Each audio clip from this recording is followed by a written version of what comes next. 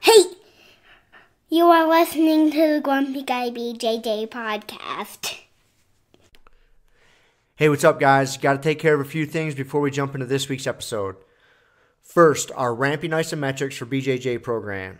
It is a 12-week program, all laid out for you. It's going to help you build strength and cardio in the fastest, safest, and most convenient way possible. This is how James and I have been training for the past year, and we love it. So we put this program together so you can just follow along, and we are certain you will see and feel the benefits that we do. It's only $15. Just go to grumpyguybjj.com, click the drop-down menu in the upper right-hand corner, and you'll find it. Next, R3. This is our K2 D3 supplement. It is a combination of those two vitamins, D3 and K2. These are two vitamins that James and I have been taking for a long time that really help us recover from hard training sessions. And for only $15 with free shipping, you get a whole month supply. I was going to pull up some studies explaining the benefits of D3 and K2, but I'm not going to insult your intelligence and pretend to be a fucking scientist. I take it. It helps me recover. That's it. So for $15, check it out. And last but certainly not least, we have partnered up with Jiu-Jitsu.com. They have a ton of awesome BJJ instructionals, and they have hooked us up with a discount code for our listeners. It's Grumpy10. So what you got to do is you go to Jiu-Jitsu.com, which is DIGITSU.com. Find the instructionals you want, throw them in a shopping cart. In the little discount code box, you type in Grumpy10, which is just GRUMPY and the number 10, 10. That's it, no spaces. Boom, you get 10% off. You're up and running. They got a nice app you can download on your phone. That way you can take your instructionals right to the gym with you, watch the technique, drill it. It's a pretty sweet setup. So once again, DIGITSU.com. Discount code Grumpy10, GRUMPY10. Simple as that. To find all this stuff I just got done talking about, go to our website, grumpyguybjj.com. Click the drop-down menu in the upper right-hand corner. There, you'll subscribe to our newsletter for podcast updates. You'll find links for the Ramping Isos program, the R3 Recovery Supplement, and then under the Programs and Products tab, you'll find a link to Jiu-Jitsu.com. And let's be honest, if you guys can't figure out how to navigate a website by now, there's nothing I can do to help you. So quit fucking around, check it out, train hard, and let's get into this week's episode. 3 and... boom. Boom, back again. Back again. So, yeah, and this time we're actually post-training. Yeah. Both of us got to train today. So Sort of. Last week was a little depressing. And so you didn't train at all. Neither one of us wrestled. Neither one of us wrestled. Yeah, I didn't even get to drill because of my low back. But I drilled and reserved myself to beating up women that are smaller than me. That was funny. I feel that's the safest thing. You were taking it to him. I was like, you're going to come out of this knee thing feeling really good about your jiu-jitsu, dude. Beating up women and anybody that's like 10 to 20 pounds lighter than I am. Yep. Yeah. So, but that was good to see you doing something, though. Yeah, it's funny as I kind of came, I don't know what clicked in my head this week. But because I haven't had, obviously once I get operated on, I got to chill out. Yeah. So I don't want to fuck it up. But until then, I was like, dude, I was wrestling for a long time with a torn ACL. Yeah. It kept dislocating on me, so that's what caused a little bit more damage. But then I was like, well, I can still fucking wrestle a little bit. As long as I wrestle with someone I can completely control the situation. As long as I can out-muscle them to where if they get a little too squirrely, yeah, I can settle down, right? I can just settle them down, and yeah. So as long as I don't have to wrestle somebody that makes me scramble, or can contort me in a funny way. Yeah. I was like, oh, I can keep myself safe. Yeah. So women and children. Okay. I'm beating the shit out of them until surgery. Did you get to try any of your Wagner back take stuff or back stuff? A little. Yeah. I mean, it's really just more like flow rolling. Right. You're not trying to kill them. I'm not trying to kill anybody. I'm just trying to get my heart rate up a little bit. I almost broke a sweat. Yeah. Didn't quite. Saw your... a little bit. Trying to start in some bad positions. So he's taking advantage of that too. Yeah. So it's good, man. So yeah, it was good. I mean, I did a good workout before I even came into Grumpy Guy this morning. Then the Grumpy Guy workout, and then drilling. Yeah. I've been lifting like a motherfucker. Yeah. Since I can't wrestle, I gotta have an outlet. Bulking up. I've been trying. I go out in my garage, put on some heavy metal, and just fucking lift weights. Yeah. I do that like a couple times a day. Couple times a day. All right. So. Well, I figured I might get skinny after this operation, so I got to try to put on a little mass. Yeah. You know, it'd be interesting because having the isometrics, like you didn't have those last time. No, not to rebuild. Yeah, that's something you'll be able to start doing those like sooner than lifting, quote unquote. So it would be, kind of interesting to see how those play into your rehab process and coming back. I did. I'm going to use them quite a bit. Yeah, because they're relatively safe. Yeah. And I actually just found as far as a lot of workout shit goes, ramping isometrics are super safe. Yeah. Yeah. I mean, you hate to use the words always and never, right? Because you're just doubting how dumb some people can be. But it's really hard to hurt yourself with ramping isometrics. So you're especially like when people have hurt themselves, usually it's like a muscle strain. Yep. It's not a joint, so it's a muscle thing, not a joint thing, and that's a totally different injury category too. So like even pretending that like injury risk is it's relative to where the injury potential is, and so like even if you do hurt yourself doing isometrics, you're not gonna damage your joint like you could trying to do lunges or step ups or something too soon and pushing it a little bit. So yeah. That's good. I know, man. The isometrics are so fucking good. It's such a underutilized. No one does them. No, very few people. Not no one, but very few. Yeah. Yeah, there is. I listen to the Mind Pump podcast. Yeah, it's a great podcast. There's three. Call them meatheads. I say that jokingly, but they're three pretty smart dudes, and it's a lot about fitness. But they talk about all kinds of shit. And one of the guys on there, Justin. He talks about it quite a bit. He's of the three guys, he's kind of the less vocal of them. The two other guys seem to talk a little bit more, but he definitely gets in there. But he likes a lot of the steel mace and Indian clubs, and he talks about isometrics. I've never heard him really talk about ramping isometrics, but he's never gotten into it a lot. But he talks about the benefits of them, how good they are. Yeah. Yeah. So he definitely utilizes them. Yeah. And so there's a few people out there in the know. I would count these guys are pretty fucking smart. Yeah. They put out a lot of good info. But it's still super fringe. It is. It is fringe. Because you forget that like even like the Mind Pump, listening to that is fringe. I mean, if you think about like the total number of fitness people, dude. Okay, if you're talking about like everyone out there who's working out, air quotes, and trying to get into fitness or doing fitness, dude, the vast majority of those people are still running for 45 minutes. Or sitting on a bike or on their elliptical for 45 minutes while watching a fucking screen in front of them, watching TV, hitting the circuits for 3 sets of 10, or maybe they'll grab one of those kettlebells or things that you see, and they'll do some squatty front shoulder raise thing that looks like but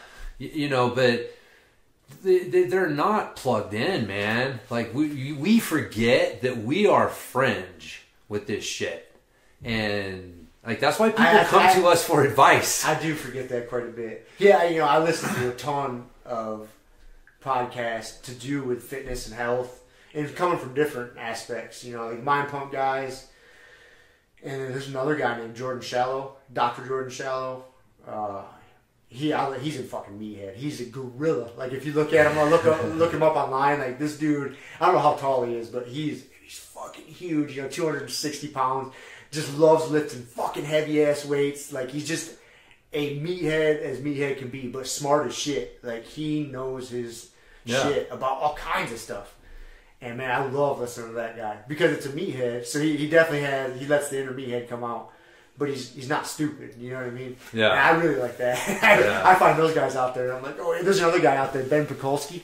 Have you ever got into his shit? Wait a minute, Ben. He was a pro bodybuilder. I'm pretty sure. The name sounds familiar, man. He's a fucking freak too. Yeah. Like you look at him, you would not think. I seem to remember him having an info product out back when I was like super deep into that. He had one of the classic launches, where you're like, I don't know. Do you remember those? Like, you never see those anymore. Like, where you would tease it out. You'd sign up and you get like a teaser video every week, and then it's like, okay, it's launching tomorrow at 2 p.m. and we've only got so many DVDs in stock, and you got to be one of the first ones because then you're gonna get these bonuses, and it would just get built up to. And dude, people made fucking bank off of that, but yeah, people just got burned out on it. Because the people got burned out on it, and now they can't do that. The quote unquote limited number of runs. DVDs, because everything's digital download nowadays. So they kind of got rid of that model a little bit. Kind of. Did you see the BJJ fanatics try to pull that with the Gordon Ryan passing? They're like, we know, so we've only got a limited number of DVDs, and we know we can't oversell the digital because it'll crash the servers or whatever. I was like, good. I applauded him, dude. I was like, good effort, man. Good effort. Like, I don't know if you're serious. But even just throwing that out there and making people think about it, like, good effort. Good on you. Good on you, man. I'm sure you suckered a few people in to make that purchase. A few. You can look at it a couple ways, right? Like, and this is coming from a marketer, that you're trying to help people make the best decision possible for them. And, man, some people need some convincing sometimes. Like, and the scarcity idea, it's definitely proven. It's in, like, Persuasion, I think, which is that, it's a really famous book that talked about, like, the 7, basically the way the marketers persuade you to buy shit. And it can be used for good and it can be used for bad. You can definitely convince people to buy shit that they don't need. But if you think that this is going to help them, and you think that, and you know, like, man, okay, I got to try to tip the scales a little bit in your mind so that you make the decision that can help you improve, then the scarcity tactic. But the thing is what makes it bad is when people don't mean it. It's like, you need to mean it. Don't lie to people. Like, that's rule number 1. Like, don't lie to people. Now, if you're not going to lie to people, using these other tactics is, I think, you know, it's not shady. It's shady. It's really not shady at all. You're running a business. You're trying to sell shit, and as long as you believe it, you're not trying to sell snake oil. Right. Then it's coming from a good place. Right. Your used car salesman, though, he's got a car that he knows. This is like the proverbial why people hate, you know, salesmen in marketing, because, you know, you got this guy. He's got a car that he knows isn't good for you, and he is pushing hard to try to get you in it. He's using all these things to try to get you to do something that you don't really want to do and pressures you into doing. And so you can definitely, but the thing is he knows. He's lying to you. Like, he knows. And he's just purposefully doing mental gymnastics to, you know, be like, man, that's all right. I got to close the sale. But, you know, so with some of that stuff, that's the idea. You know, it's not always coming from a bad spot. But that's why I'm like, man, I hope he was serious. If he wasn't serious and he was just lying to people, you know, that's not okay. Like, you know, but if you're serious, then cool. Good on you for trying to bring that back. I wonder how it worked for you. I don't personally think he was serious because I still see that thing being advertised like crazy. So if he had a limited number of sales he was going to do, like, it doesn't make sense to continue to pay money to promote something that you're sold out of. I got an email again the other day. Yeah. So I don't think he was, but yeah, that was the idea. It was like, that's the whole the scarcity thing. But you're right. Now that it's digital, it's so hard to do. You can't do that anymore. It's really fucking hard to do. So yeah. Hopefully they were just. When I saw that, I considered it a joke. Because I thought it was so ridiculous. I was like, they're because it's Gordon Ryan, he's a smart ass. He's trolling people. Like, that's how I saw it. That's exactly how I took it. You could be right, man. I just chuckled. I was like, oh, that's funny. That's cute. Yeah. That's funny. It's like, right, okay, whatever. Yeah, you're gonna say no more money, please? I don't want to take any more money. We can only download so many of these digital things. Get the fuck out of here. Like, that's how I saw it. I was like, oh, that's kind of funny. Yeah. But... yeah, I liked to think the narrative I put to it to make myself happy was that was Gordon's idea, just to fuck around. It's like, hey, say it's like a limited, you know, he seems like a smart ass. I've heard him in a lot of interviews and shit now. Yeah. Like, the dude's pretty smart. And he puts on a show. We know he does. Oh, yeah. And so I could definitely see him doing that. Like, hey, let's just say this for the fuck of it. Yeah. You know? Yeah. But anyways, that's what I chose to think. Okay. It made it funnier It's for me. interesting. I didn't even think of that. It made it funnier for me. Yeah. I just thought what's his name? Bernardo. Well, see, I couldn't think of it that way just because it was so stupid. Like the only thing that would make sense, those guys aren't dumb. That BJJ fanatics, they're running the business. You know Yeah, they're not dumb. They're not dumb, and the only way it would make sense to me is they were coming at it from a joking standpoint. Yeah. Huh. I hoped. Okay. Anyways. So maybe one day we'll find out. Probably not. The dirty truth will be revealed. If there's a fucking deity at the end of all this and I get to ask some questions, like, I don't think that's going to be on the list. I got a few other that are a little higher than that more one. Important. So, but, anyways, yeah. No idea how we got on that. I don't know either. Oh, Ben Pekulski. But anyways. Yeah, that's right. Jesus. Meathead shit. Meathead and we're shit. fringe on the fitness scene. Yes, I forget. I don't know, man. Like, I forget. I don't really think I'm on the fringe on the fitness type shit. I think there's a lot. There's a difference between when you're talking total numbers, though, you know? Yeah, talking total numbers, yes. But we're not that out in that field. Oh, man. Really? Like, I don't still, know. if you go to your, average person trying to work out, again, we live in this world, and the funny thing is, a lot of people listening to this kind of live in this world, too, so it's hard to imagine. But it's just, the numbers, bear it out. Like, the amount of people who have, like, a gym membership or working out or, anything at any given time, man, it's a lot of people. It's millions and millions of people. And the amount of people that are using steel maces and Indian clubs and isometrics and cold baths and intermittent fasting, like, it's still, it's not a significant percentage. I forget. I think a lot of that shit just common knowledge, and I assume it. That even if going to like a gym, just your different workout principles like body part splits or compound movements, or your major movements, your push, pull, hinge, squats, all these different theories that you can apply to your programming. I just assume everybody thinks like that. Okay, I'm going to work out a body part split, the bodybuilder routine for the next 6 weeks. Yeah. Or I'm going to work out, I'm going to do push, pull, hinge, squat for the next 6 weeks. Like, I just assume everybody fucking does something like that. So here, let me ask you this though. Like, a registered dietitian, like, man, it can be very frustrating. I mean, they can say some really out there shit to people, and they're a licensed profession. And it can swing wildly between the advice that they give, and the fact that a lot of them are still preaching like, you need low fat and shit like that. It's like, what the hell? Like, when you hear someone say something like that, you just want to be like, what are you talking about? How can you even, those words come out of your mouth and you be serious? But then you look at a field like, training, which isn't even a licensed, regulated field, and yeah, it's the Wild West out there. Yes, it is. On some levels. I used to work for a certification company, man. Like, I've seen it on the other side. Unfortunately, there's a lot more about making money than putting like the best trainers out there possible. Again, you got to balance those things. There's people that are working hard to do the best that they can, but it is what it is. And those are the trainers. Like, they're going, so what's their advice? What are they being told? And it's like, the stuff that we're doing is not necessarily in there. So that's why I like the on it stuff. Like, people, I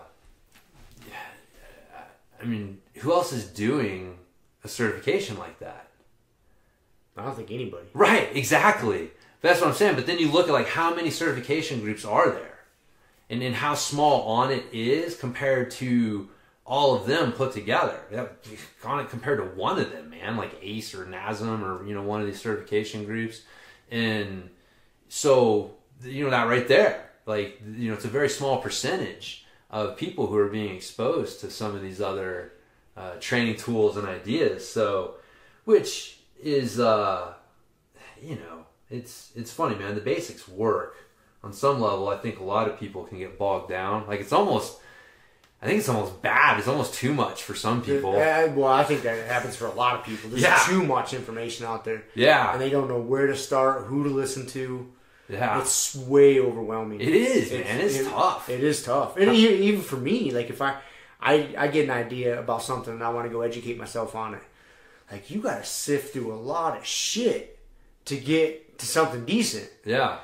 Because there's on anything, any sort of training modality you want to go down, any sort of programming type thing, you know, whether, okay, let's talk about German volume training, let's talk about the Bulgarian method. Like, believe me, dude, I go down all these rabbit holes and to try to find good, solid information on any of them. Like, there's a ton of it out there. And even someone like myself who spent a lot of time looking at different methods, and you get pretty good at spotting bullshit articles and stuff when you come across it, but sometimes you don't. Sometimes you'll get reading into something, you'll get a few pages in, and then they say something like, fuck this guy, like this guy doesn't know what he's talking. So then you do a little bit of research, like who is this asshole?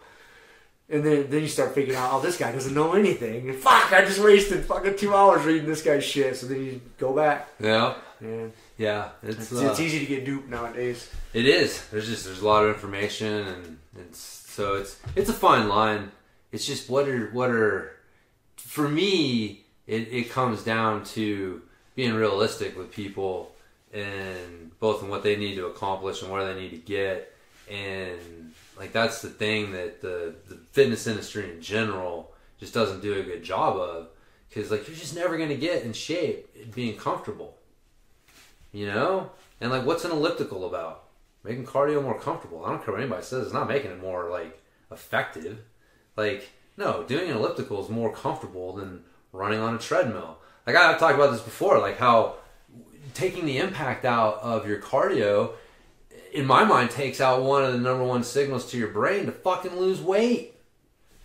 Like, guess what your body doesn't like? Impact. Yeah, it hurts. Guess what your body's going to try to fucking do? Get lighter. Get lighter, man. That's what body weight training does. So when you take away that discomfort and that pain, again, obviously there's a fine line. We've talked about, like, you know, pushing through injuries is not what you want to do. You don't want to David Goggins yourself into a fucking crater. But, you know, yeah, man, it's, anyways, I fucking lost my train of thought there. Thinking about David Goggins. That guy's an animal too, man. Speaking of animals, I gotta learn something weird this week. So last week I talked about the tiger. Well, it wasn't last week? The world's most killingest tiger or whatever. This week I learned, check this out. I'm sure other people have heard this, but there is a large population of hippos in Colombia that were on Pablo Escobar's estate. Uh-huh. And once he died, and they turned his estate into an amusement park eventually. Sounds natural. It was so big, it's an amusement park, which is just gangster as fuck. He already had his roller coaster there. It already got the infrastructure. He had a bunch of hippos. They're not really contained, so to speak. I don't think there's like a fence around it. Right. They feed them to try to keep them enticed to stay there, but a lot of them have escaped out into the wild of Colombia. And so they're speculating. I watched this video with some Colombian biologist. There's like 50 or 60 at their best guess wild hippos running around Colombia. And I mean, these things aren't meant to be there. They're supposed to live in Africa. And these fucking things are just living in this river, fucking up these fishing villages. They got clips of these like 3,000-pound hippos running around these villages. In Colombia, they're not nice animals. No, they're not nice animals. And in Africa, I think they're responsible for more human deaths than any other animal. That's what all the nature shows I've watched have told me. And dude, I saw this clip of like this giant hippo running around some streets in Colombia, and these people all kind of like fucking with it. I'm like, you guys haven't watched Nature Channel. No. You guys don't have cable. Like, do not be fucking with a hippo. So yeah, I guess it's a major problem in Colombia right now. Gosh, dude. Yeah, that's crazy. Not an animal. I would call that an invasive species. Yes. 100%. They belong in Africa. Yeah. But Pablo Escobar he had a whole gang of animals. He had giraffes and hippos and fucking lions. That's funny, man. So yeah. But now there's a bunch of them in Colombia now and they don't know what to do. Dude, that's... And they're just multiplying. I remember as a kid, like hippos used to be thought of as like cute and Remember Hungry Hippo? Hungry Hippo. The game? Oh, yeah. Yeah, man. Like, I remember it was pretty late in life when, like, they started talking about hippos murdering monsters. being just murderous monsters. I remember being like, what? I've got a fucking stuffed animal over here with a hippo. Like, this thing's a fucking crazy monster. But, yeah, we went to the zoo, so got to see... Did you see some hippos? Did we see hippos? I think we did. Or no, I think they were out. But yeah, we saw a tiger, and I thought about the 438 people that got jacked. One got jacked. It's like, man, that cat, that is just a crazy, when you're sitting there. It was cool. The zoo, man, zoos can be hit and miss. You go there, and sometimes the animals are like, you don't see fuck shit. off. Yeah, and this was one of the rare times, like, all the animals were out and about. And so it was really cool. But yeah, you're looking at some of these things, and it's like, these things are fucking big. You see them, like the lions and the tigers, and there's some bears. Oh my. Big ass snakes, fucking crazy wolf that looked like a giant fox. I've seen gorillas. I like going to private yeah. And shit. Those monkeys. There was again, you got like monkeys and apes and orangutans and all that stuff. Right. But so there was a little monkey house that we got to go in, and they were running around there, pretty cool. And then there was one we went in, and I think it was an orangutan, and he was eating, and he was like right there by the window. I mean, you're fucking 2 feet away from this thing. The only thing separating you is the air between the glass, and and it was giant. Those things are huge. Giant, yeah. You don't realize it until you see them like that. You're like, holy shit, dude! That thing, like, all of a sudden decided, like, that fucking glass disappeared, and it perked up a little bit. Like, you are in fucking trouble. That thing will take one swipe at you, and it's like, damn, it's over, done. Yeah. So you realize how soft you are when you see how big those things are, dude. Yeah. I love seeing the gorillas and I like saying I'm no monkey expert. But, there was one. I think they were monkeys. They had these little islands, little monkey island things, and dude, they were getting after it. They were just swinging around, and they had these big rope courses all over it, and the monkeys were just like having fun swinging, and then they would swing out to one edge of the island and like hang there and take a nice little poop and swing back, and then we got to see a turtle poop. Nice. So yeah, it's I like watching. I went to the zoo one time, and I seen 2 adolescent monkeys. I don't know what time for fucking monkeys they were, chimps or whatever.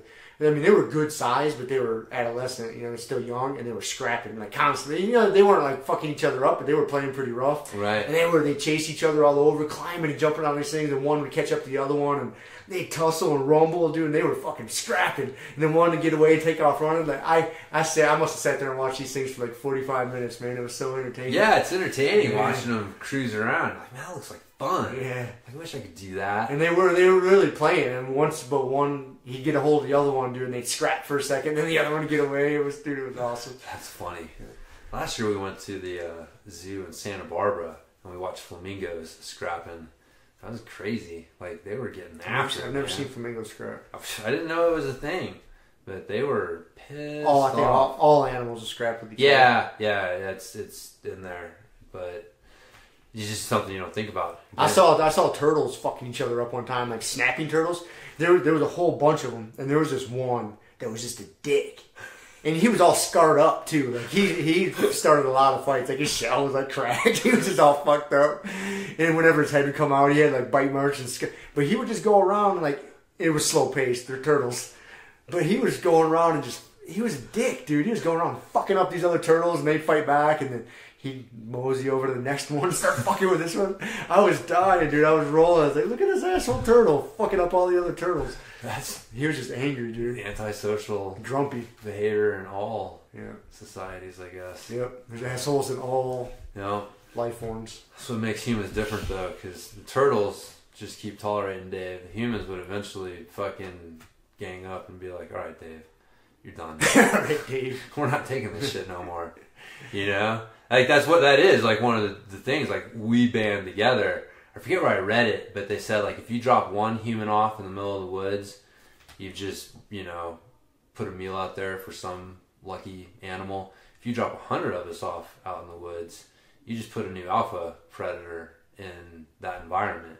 Like, together, like, that's where our power lies. You know, we don't, again, like, individually, we're looking at a gorilla. I can't deal with that gorilla. But, dude, if 20 of us all start throwing fucking rocks at that gorilla, we have a lot better chance. The thing's getting the fuck out of there. It does not want anything to do with us. And so that's the, that interesting thing that makes us human, allows us to survive, like be an alpha predator in a world where on an individual basis we are clearly outmatched. By so many different animals. So many different animals. But we fucking managed to make them all our bitches. Yeah. So. It's funny how that works. It's because God said it in the Bible. You think that's right? Yeah. That's what he said. He's given us everything to use or whatever. I don't know. Sure, I was told as a kid. We'll go with it. So that's why we have the right to fucking rape Mother Earth, because God put it here for us to use. Oh, that took a sharp turn. I'm not even sure what to say about that. It's good. I tell the kids often, I'm like, you come up more often than you'd probably like to know, like plots and shit against you, and just like, you know, what can we do to fuck with Rob? Is your meat hoodie today? My meat hoodie's pretty dope. And we're like, you know, we like to just make Rob's mind just short circuit for half a second. Every once in a while, I just like to make him like, wait a second. What? What's going on here? I'm glad you guys get some entertainment out of it. Oh yeah, man. It's funny. It's funny, man. It is. It comes up as a plot theme. Great. For us more often. Like I said, you'd probably like to know. No, that's good. I need that in my life. I need to be shaken out of my little bubble sometimes. We got a good one, man, planned. But dude, it's gonna cost me a couple $100 for probably like 10 seconds of just pure WTF from you, which is gonna be worth it. But so now you got me in suspense. Exactly. Great. That's part of the trickery. Part of the mind games. Damn it. But anyways, it may not ever come to pass, which would be even better. Oh, now you're fucking with me. Might be a passing thing. Damn it. But it's alright. Yeah.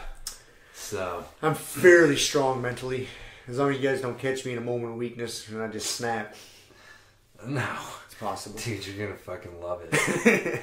Once you realize what's going on, you're gonna freak out. Great. You're gonna love it, man. So anyways. Yeah, man. So I got a few notes here. That's good. I came in with a game plan today. A few thoughts. Yes, we do have a theme, but I wanted to throw a couple things your way first. Oh. So, one, I had a thought the other day. Oh. I think that being ticklish is an early form of grappling training for kids. Just think about it. If you don't want someone to get to your armpits, what do? I'll keep your elbows in tight. Elbows in tight. If somebody goes for your neck, you don't want to fucking tickle your neck. Show your shoulders up. Yeah. Like, if you think about all the common ticklish spots, you know, grabbing your knee, tickling your feet, I don't want someone controlling those areas. I don't want someone controlling my hip. And so, and it teaches you to fucking get the fuck out of there. Get the fuck out of there. In a playful, fun way. So you're saying that was like an evolutionary thing that people used to do to teach your kids to scrap? Yeah, I don't know. I guess it could be an evolutionary thing, but I was playing around with Z the other day and I was watching him and we're tickling and I'm realizing like, dude, he's keeping his elbows in super tight. He's protecting his neck. He's shrimping and moving out. And I'm like, man, everything that you need to do to defend yourself from someone trying to tickle you is basically good defensive posture and movements for grappling. So, never thought about that. Yeah, I don't know. It's amazing the shit you'll learn watching kids. It is. Behave naturally. Yeah. They're not doing it for any other purpose than to solve the problem. What's going on right there? The problem going on right there is Dad's tickling me, so I need to fix this. Right. And then he's just using good jiu-jitsu. Yeah. But then you like extrapolate that out. It's just interesting. Like grappling, it's baked into us. Oh, it's baked into us. For sure. I mean, right there, you're teaching kids how to grapple when you're tickling them. That's pretty funny. Yeah. Like now that I think about it, the more I think about it, the more I'm kind of fucking convinced. that there's something to that. So, tickle the fuck out of your kids, people. Teach them how to wrestle. Teach them how to wrestle. If they start crying, well, don't make them cry. You don't want to make them traumatized. Because I can't tickle Kiele now because somebody traumatized her. I had to promise not to tickle her before we got married. So. Oh, did you? Oh, dude, I've not done it. It's been 17, going on 18 years we've been married. And, I can't. She really dislikes it that much.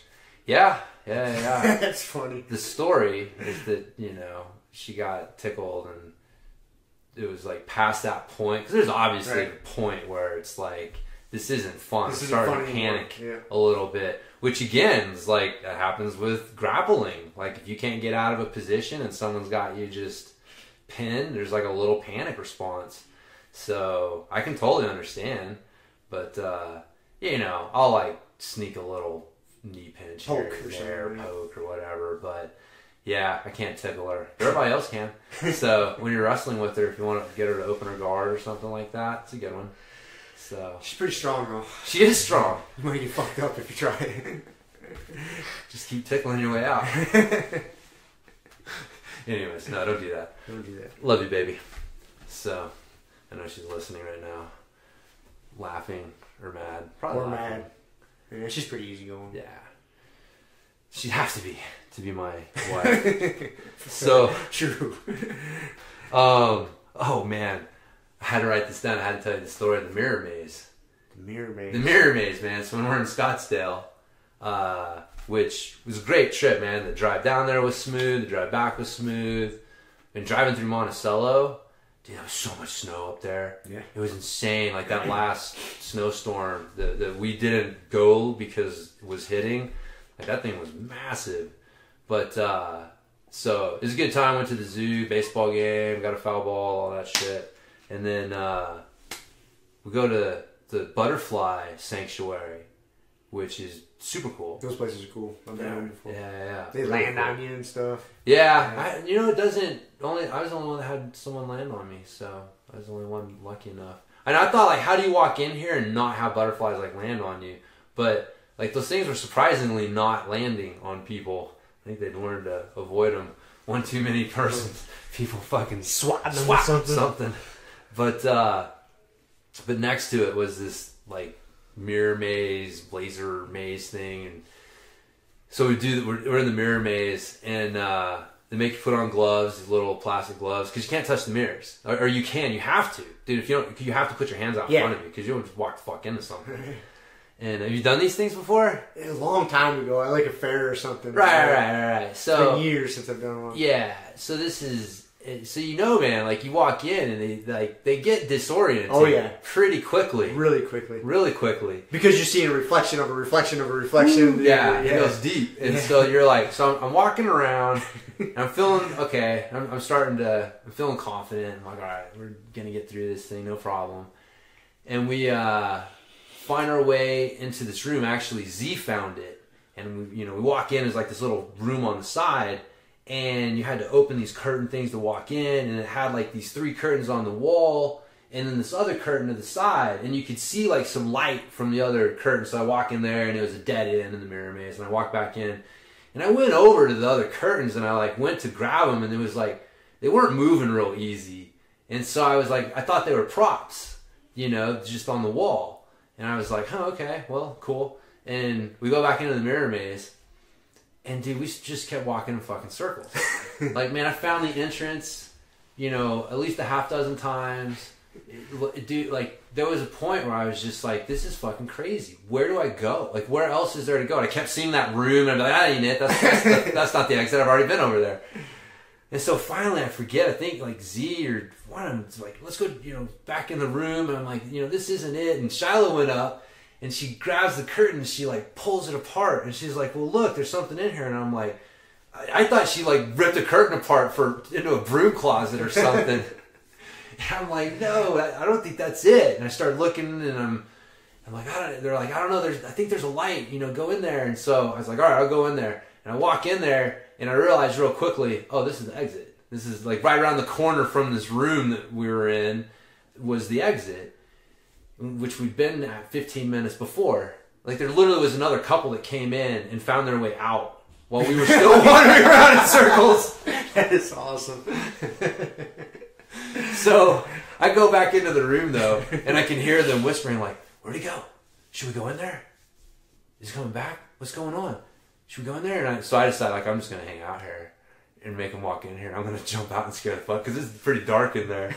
And so my Kiele like lets Z lead the way.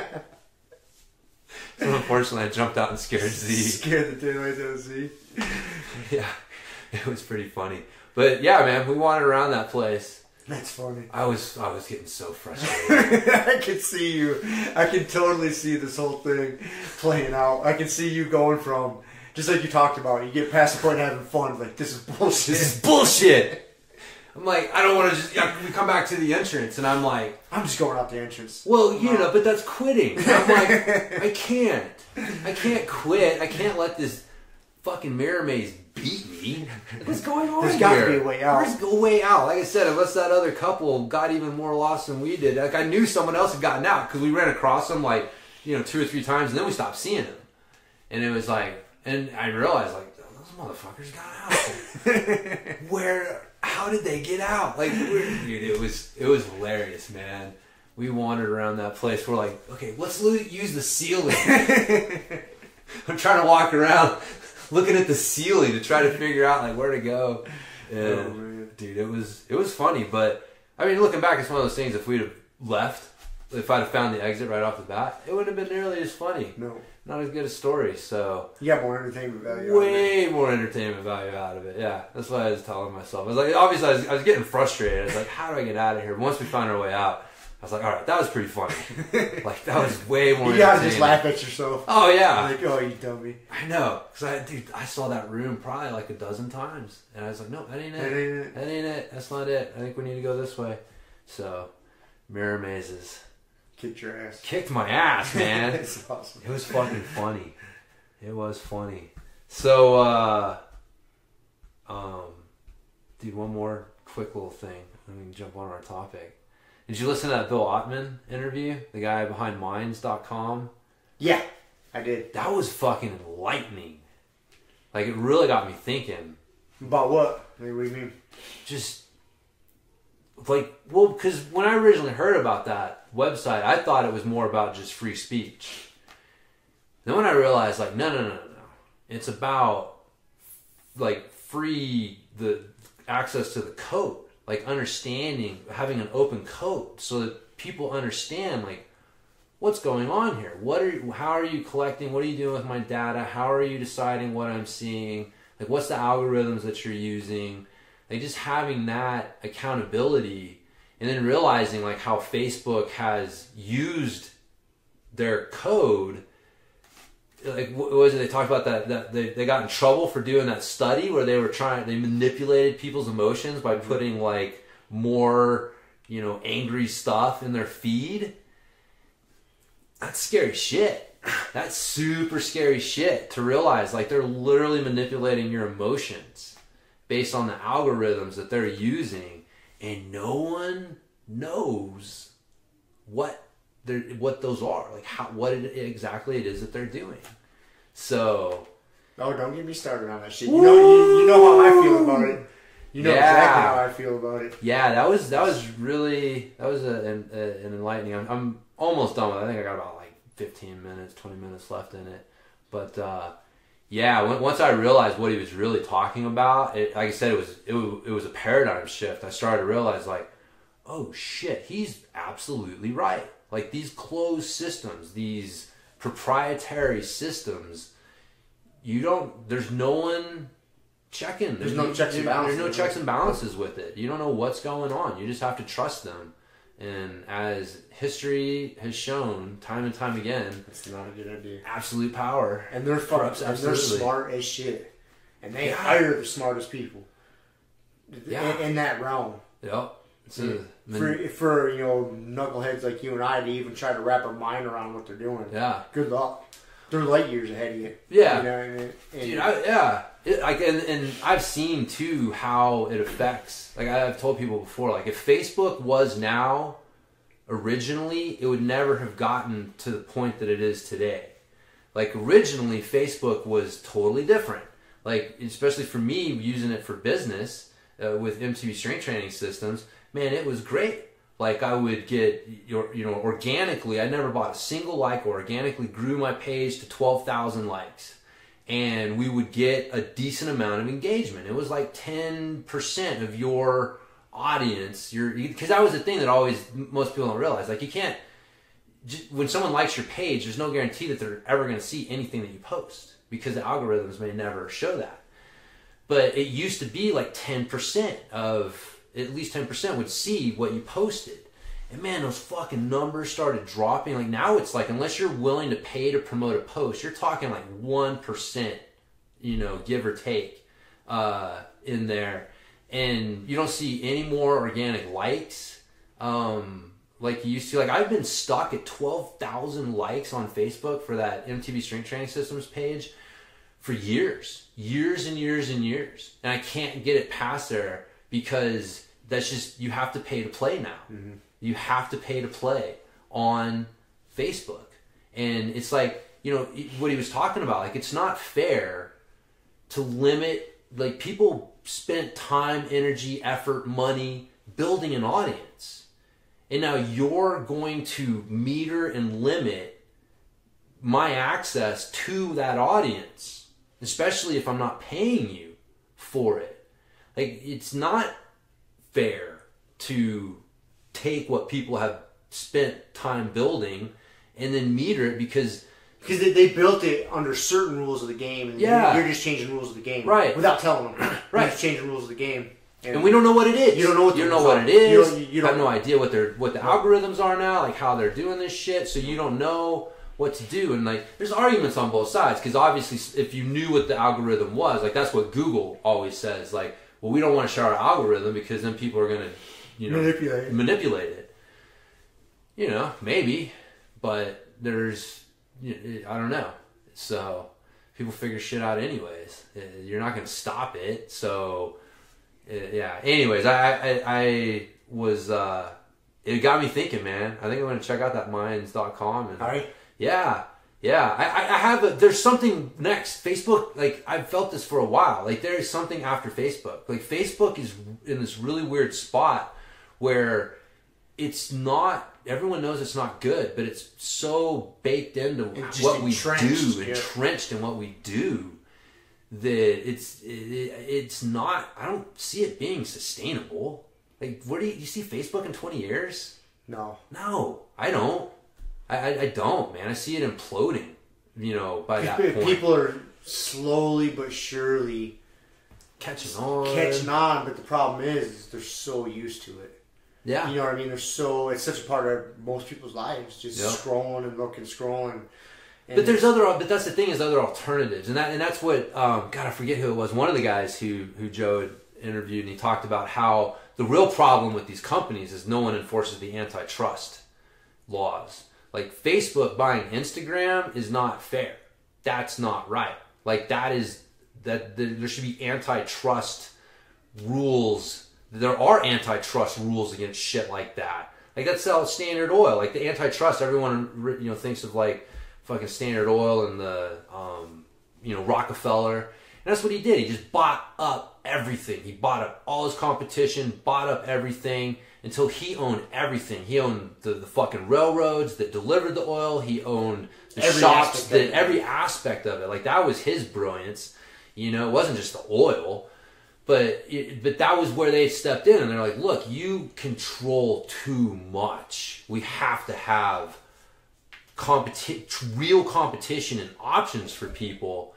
And so that's where, like, Instagram being bought up by Facebook is terrible, because what you're seeing is companies, that's their exit strategy. Like, they're starting, and they don't want to create something cool that's an alternative that can change the world. They want to create just enough traction to get to gain the attention of a big player to come in and buy them. And so you're starting to see this attitude in people when they start businesses. Like, their strategy is not to create a business and fucking see it through to the end. It's create a business and sell it off. And so, but that's where, like, dude, that's not good. You need competition. So, but I think like that platform, like mine's, people are gonna find these alternatives. Like, you can't stop. Yeah, I didn't even really, being that I'm so anti-social media, is the way I was picturing mine's is kind of like Tor, you know, like a different type of browser. You know, No. It's like Facebook. It's like a Facebook. Yeah. It is a social media platform. Yep. You can go on there and post shit. Okay. Yeah. Gotcha. Yeah. That's what he's saying. For some reason, I had in my head that it was more of like just a browser. Oh, no. So that's like Firefox? Yeah. That's what he's talking about, like Firefox Firefox or what was the other one you said? Tor. Tor's like the black market one. Oh. The more underground. Yeah. But anyways, yeah. Like, I think I'm going to get rid of Chrome and start using my Firefox again. I used to use Firefox. And then dude, that idea, like, you vote with your energy, you vote with your time. And so if you're spending time on platforms that use closed source code and there's no real checks and balances, and you're like, you're empowering them. So it's a tough thing, man. It's a tough, it's not going to be an easy transition, I think, for people, but I think that, you don't know how too far is until you've gone too far. And I get the feeling, man, like, people are starting to realize, like, this is too far. Like, Facebook and how they manipulate the algorithms and shit, like... Part of me agrees with it, but also part of me, I don't have a lot of faith in society as a whole. And it's so comfortable. And people are just so used to having that, and it's just part of their life, man. And they're willing to accept it. And because a good majority of people don't use it for business, like you're talking about. Yeah. It's just fucking old ladies looking at pictures of their grandkids. And so that's not the majority of people either, man. No. Dude, no, it's like young, it's, you're younger, you're teenage, 20-year-olds. Yeah, that's true. Just fucking either arguing with each other or trying to put on a show of how awesome their life is, or looking around at other people who are pretending how awesome their life is, feeling shitty about themselves because their life isn't that awesome. Like, that's the fucking, that's cesspool that's what social media. That shit. That is what sets me up. It's those three things. Like, that's the majority of what social media, is turned into. And that's what people are, talking about. And they're like, this shit is just not, like, you can't sustain this. This isn't good. It's not healthy for people. So, but just being aware, man. Just being aware. Don't trust these companies. Fuck no. Don't trust these motherfuckers. So, there you go. Before we get into our topic of good sport today, so we were talking about Dr. Phil on JRE. Yes. I loved at the very beginning of the podcast when he started talking about Bad Baby. Yes, yes. I was like, yeah, because Joe just got right to it. Right to it. He's like, all right, how did this catch me outside girl happen? And dude, I love that story that Dr. Phil told. He's like, they came on our show. She was off the fucking rails. We sent her to like a 4-month, juvenile boot camp. She was the star of boot camp. Like, worked out great. One night out of boot camp. One night at home with her mom. And mom fucked it all up. So then we invited him back, and I left the studio empty. Yeah. That was the thing. Like, the story of the actual like, what happened. Because that's not the myth. That's not the myth. That's not the myth. And so that exposed it right there. Like, but it doesn't matter. It doesn't matter. That's the thing. It doesn't matter. But I love the fact that it got exposed. Like, oh, they're just putting on a show. And when Dr. Phil brought him back, and there was no one to put on a show for, they had nothing to say. They're like, yeah, whatever.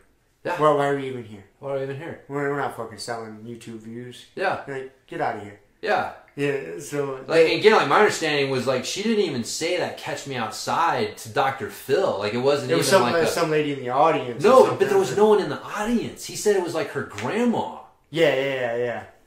Like, that was the whole thing. He's like, she didn't even say it in a, like a normal... he was like, dude, it didn't even register during the conversation. Like, it wasn't even a moment. It didn't make sense. During the conversation, we never even thought about it. There wasn't this moment where she goes, catch me outside to me or someone. And it was like, she said it to her grandma. And there's no one in the audience. It was like, are you fucking kidding me? Are you kidding me? Because the story is that, like, she fucking said that to someone in the audience, or Dr. Phil or some shit. Tough-ass chick. Yeah, some tough-ass chick saying, well, catch me outside. And it's like, oh, that's not what happened. That blew my mind a little bit. I was dying laughing. That was so funny, I love that he went right for that, too. Oh, yeah. And Dr. Phil was like, you could tell, he was like, are you... He's like, yeah. He's blowing my mind. Yep. Blowing my she's mind. up for a Grammy. You know, a giant billboard on the side of a building. It's like, got Gucci millions. Gucci flip-flop. The song's so stupid. It's like, oh, dude. Society's funny, man. It is. We love train wrecks. And it's like, dude, we will suck them up and spit them out. Like, that's a sad thing. I mean, you see it all the time. Like, society don't give a fuck. Like, dude, you end up dead or in, rehab or fucked up for the rest of your life. Like, we don't care. We're on to the next bad baby, whatever. Like, we don't care. Nope. It's the fucking arena in there. We're gonna watch you fucking burn for our entertainment, and then sweep you off the stage and find our next one. I just love that Joe opened with that. Like, what in the fuck happened? And Dr. Phil was like, I have no idea. I know, in like 20-something years of doing television, this is like the one sideways thing. Yeah. And he's like, yeah, I don't have any idea. Yeah, that was funny. I was dying. I was hoping you guys heard that. Yeah, I didn't even think about it when I saw that he was on there and we were listening. I forgot that's where she basically got her start. I totally forgot it was Dr. Phil. Totally forgot, man. So I was like, I don't know, man. I like the song Gucci Flip Flops, so I can't argue with it too much. It's so stupid. It is so stupid, though. But that's social media for you. We're part of the problem, James. We are. We act like we're part of the solution, but sometimes we're part of the problem. We're part of both, man. It's part of balance. You gotta balance. You gotta let yourself be part of the problem. That's right. And enjoying that stupid video. No one's 100% dick. Well, there's some people out there. Oh, man. Maybe. Anyways, speaking of that, being a bad sport. Yes! No one's 100% dick. Okay. Being a poor sport. Yes. So we thought we should talk about this today in light of, was it last weekend or the weekend before, the incident that happened with Herbert Santos and Felipe Pena? That was interesting. That was super interesting, man. I rewatched it a bunch of times because at first I just kind of caught wind of it on YouTube, and I'm like, "What the fuck happened?" And so I didn't know because I didn't watch the event. So then I went back and I watched like the brawl breakout, and then so I was like, "Okay, let's go back and watch the match." And so then I went back and watched the match. Yeah, I don't know what was said to him. Well, so we should back up for anybody who hasn't fucking know what we're talking about. There was a match between Herbert Santos and Felipe Pena. They were going at it. Santos kind of got his leg and his knee, got his knee fucked up, it looked like, after I watched it a bunch of times. And so the match stopped momentarily, and it looked like somebody from, I don't know if the crowd or Pena's corner was talking shit.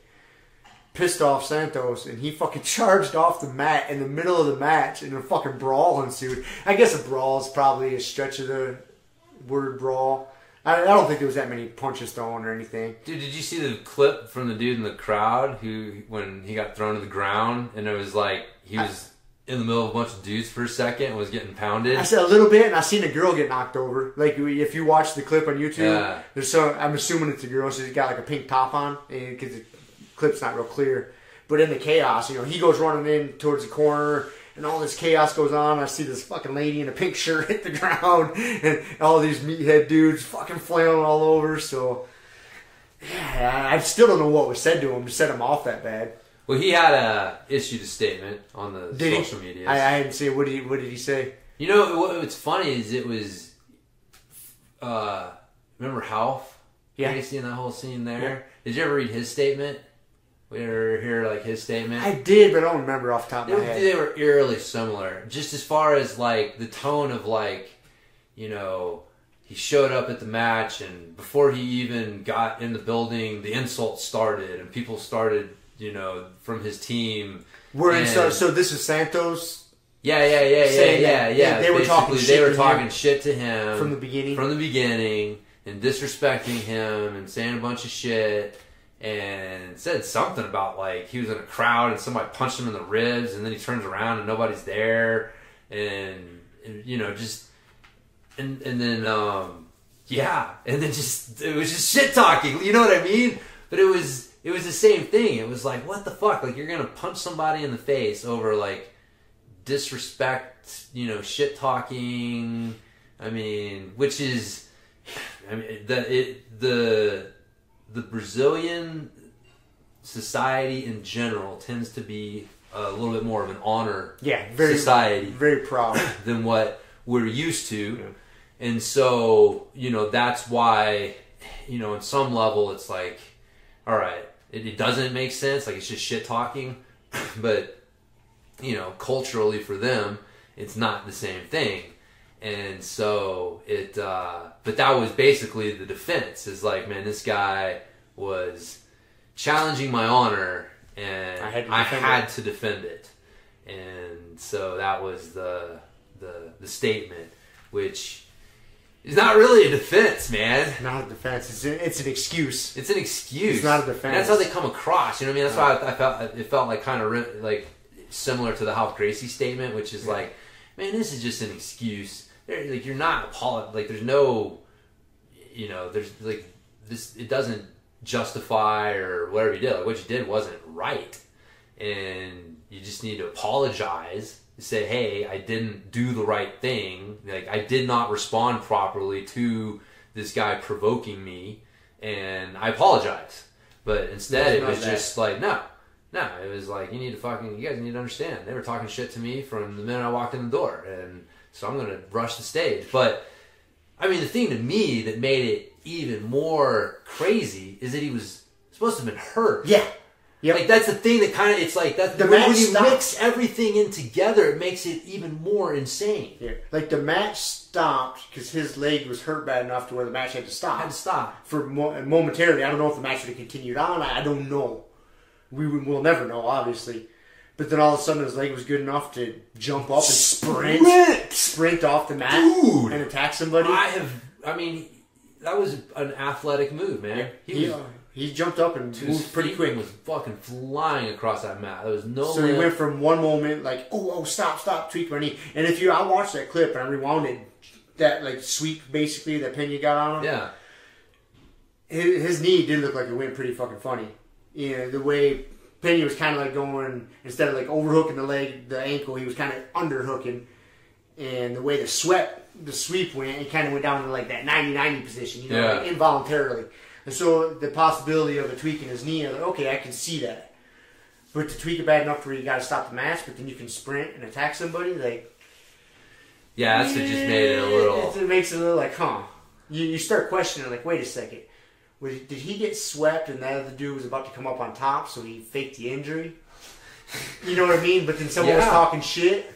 That triggered it, like even more. Like, that's the thing to me, is like, I felt like he kind of got exposed more than like the whole fight thing. Is he kind of got exposed a little bit of like, wait a minute, man, your knee's supposed to be hurt, right? Like, how many other times have you said, oh, something hurts and I need to take a break, and it wasn't necessarily bad enough to require that. You were just using it as an excuse to, you know, take a break or get out of a bad position.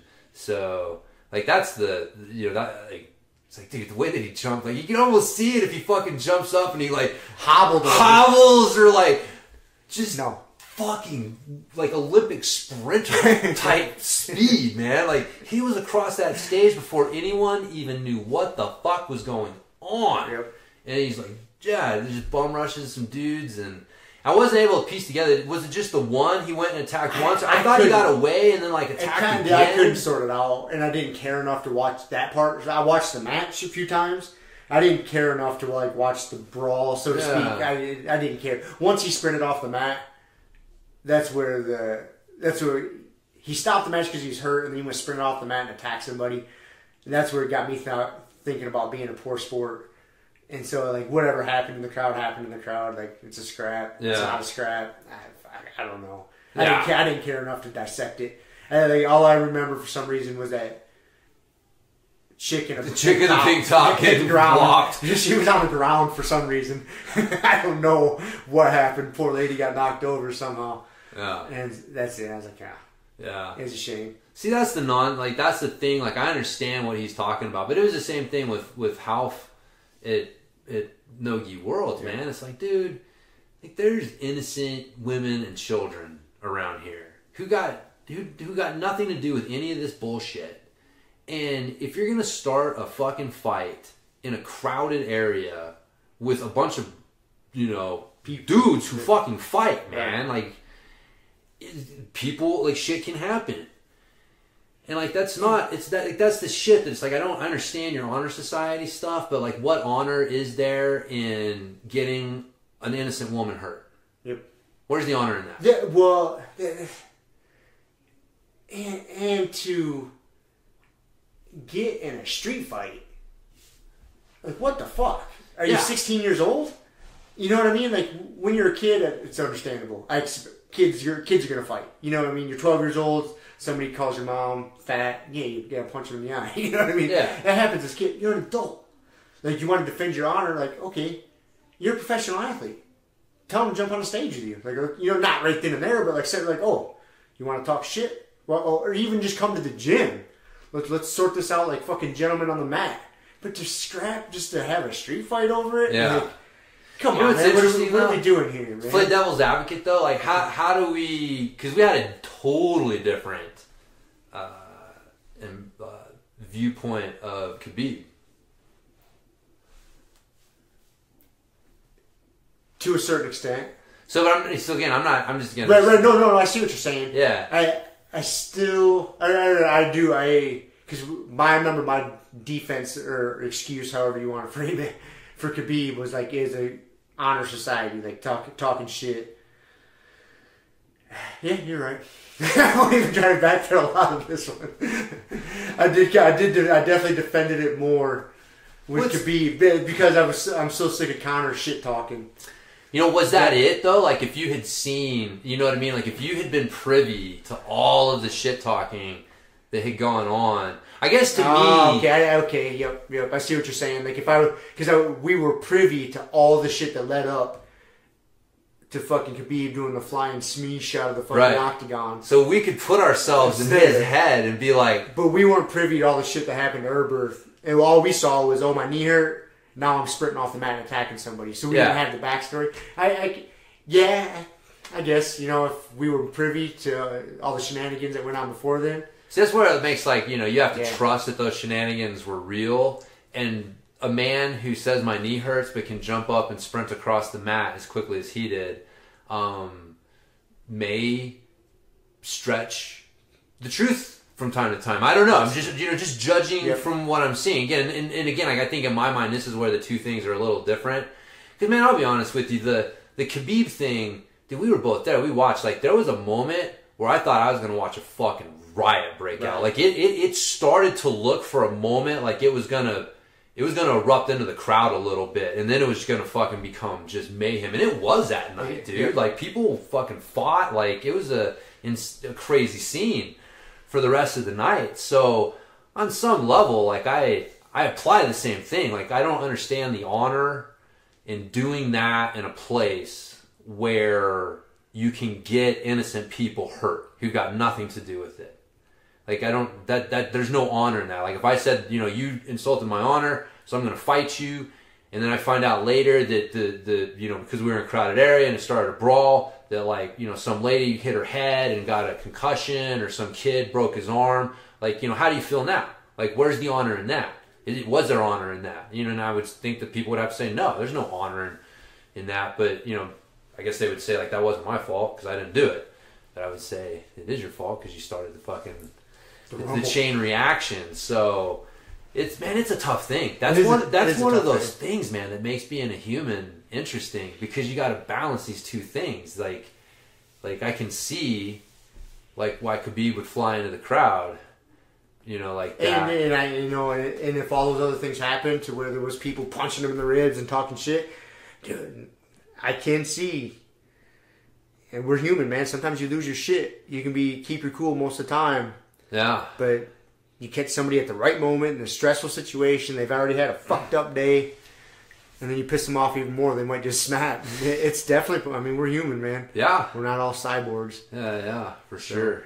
Yeah, I don't know. I guess that's the thing. Like, I understand the honor society thing, but I think that it just has to be metered in a way where you're making sure that you're not getting innocents involved in your bullshit. Yeah, man. It's like, that's not cool. There's no honor. You want to make sure you're not doing dishonorable things in pursuit of your honor. And so, and that's where, like, you know, the circumstance worked out where that didn't happen, but got to keep that shit in mind. Which really, in my mind, the ultimate martial artist would never do that. Like, again, I understand. I love Khabib for doing it, but the truth is, like, he got, you know, Conor and his team got in his head. Lost his cool. Like, him sitting there talking shit to Conor and beating the fuck out of Conor and doing everything he can in the context of the rules and in the thing there and, like, the contest, like, that's totally alright. But once that, you know, fucking bell goes off, like, the gangster thing would have been to, like, put your hand down and help him up. Yeah, not fly over the cage and attack his corner. Right. Like, the truly gangster thing from a martial artist standpoint would be to fucking, alright, man, bell rang. It's just business, dude. You said it yourself. Like, I'm not going to let you guys bait me like that and get me like that. So that's the problem. You know, that's the other side of this too. You know, why I wanted to bring this topic up is, to me, man, the shit talking in jiu-jitsu, it's not huge, but it's enough to where it's fucking annoying. Yeah. A little bit here, I understand in prize fighting, in like the UFC. I understand a little bit of shit talking to sell tickets. People are more interested in it. I totally get that. But still, to a certain extent. Like, I got fucking... The first couple times Conor was doing it, it was entertaining, it was fun to watch. To me, it just got burnt out on that shit. Like, it's just... And then you get all these copycats, and it's so cringeworthy when someone tries to talk shit and they suck at it. It's like, oh, it's like you can't watch it. And it just gets out of control. So, yeah, you know, Santos shouldn't have came flying off the mat and attacked somebody. But what were these assholes over in the corner saying? Yeah. They weren't being good martial artists either. No. If they're over there fucking talking shit, you know, I don't know what was said. But it must have been something terrible enough to make them come off the mat. Like, there's no honor in that either. No. You know, two wrongs don't make it right. I'm not... But... Yeah, this shit talking annoys me. You know, it's gotten out of hand. You know what's funny too is I saw Marcelo Garcia put out a statement because he's thinking about coming back into competition. Yeah, I saw that. And he said something to the effect of that. You know, I'll come back, but I want to compete on a show. You know, that one respects the athletes, pays them properly, and puts on a professional production, and doesn't reward shit talking. Now I'm paraphrasing. I can't remember what his exact words were, but he was adamant about it. He's like, I don't want anything to do with that. We're there to display our skills and our training and our hard work and our art. We're not there to shit talk. Yeah. And yeah, I like, you know, of course, Marcelo's my favorite of all times. So when he says that, it's like, fuck yeah, man, that's what it's about. Just to kind of like, enough of the shit talking. Yeah. Yeah, a little bit here and there to sell it. Like, yeah, to shit talk online to each other. You know, on social media, if you got a big match coming up with somebody, you want to shit talk a little bit there, cool. That's entertaining for everybody, and cool. But when it comes time for the match, it's the fucking match. You slap hands, have at it, and you're done. It's cool. Shake hands, it's over. Yeah. The constant fucking shit talking, like, all right, man, I'm over it. Yeah. No, I don't understand it, man. We're not. But you put a bunch of testosterone fueled dudes in a combat sports situation. She can erupt pretty fast. It's gonna. I know we're sitting here talking about the ideal, but that's the ideal, right? It's the perfection is an asymptote. I think that's the right word. It's like that line that can get, you know, almost touch it, but it'll never quite touch it. It's like a fucking geometry term, I think. Remember those? I do not remember that word at all. No, but it's like basically... I was pretty good at geometry and trigonometry too, and I do not remember that word. Yeah, sometimes like the equation, the way that it works out, like, you know, the fucking line will never actually intersect, like hit the... What word did you use? Asymptote. Yes. can look that one up if you want. I will look that one up later. But yeah, it's something that you're never going to achieve. You're never going to like hit. Right. So, but you have to understand what's that ideal. And so we talk about that a lot. Just for the record, I can speak for myself, and I just talking to you too. We both don't hit that fucking mark a lot during the week, man. There's times when I get fucking pissed off. I'm like, what the fuck am I pissed off over? Like, somebody cut me off in the car. Like, I'm getting much better, man. It's funny. I watch myself, like, to drive from Fruita all the way to the gym without my heart rate elevating once. You laugh, but man. It's true. Like, it's not, it's a bit of a challenge. It can be a bit of a challenge. And so, like, you have to, keep the mental mind space. And so it starts out with, like, someone's not driving fast enough. Because it's always ridiculous shit, right? And so you start to get pissed, and you gotta, so you gotta calm yourself down, tell yourself a different story. But I've been pumped because I'm getting to the point where, like, something will happen, and it doesn't even register. I don't have to talk myself down. Yeah. I just don't even get keyed up in the first place. So I'm usually how I work. It's a natural thing. Usually how I work, like Monday and Tuesday, I'm pretty good. Wednesday, I got to talk myself back from the ledge more often. By the time Thursday and Friday roll around, talking myself off that ledge is quite the challenge sometimes. I've seen enough stupid shit by the end of the week. Like, you motherfuckers. I know, man. It's not easy. Oh, no. You only have, I always like have my decision points, and your easygoing points, and you just start chipping away at them. You only get like 100 points for the week. And sometimes I eat those motherfuckers up by like Tuesday evening. So then Wednesday, Thursday, and Friday. It's tough. It's tough. Running on nice guy fumes. No, I know what you mean, man. That drive to Scottsdale, that was 9 hours, or, over 9 hours getting there. But, by the time I got to Phoenix and had to deal with the city traffic, I was cussing. My heart rate was definitely elevating a few times.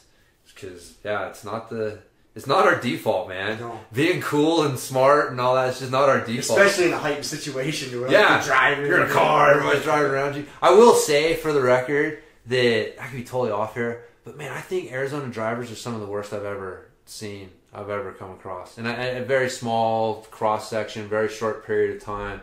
But man, I just consistently saw people just not able to stay in their lanes.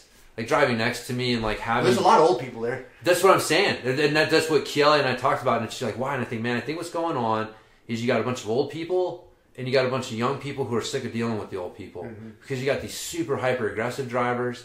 You got these motherfuckers that can't stay in their lanes. And it's just a weird little free-for-all. Like, at least like in California, everybody kind of...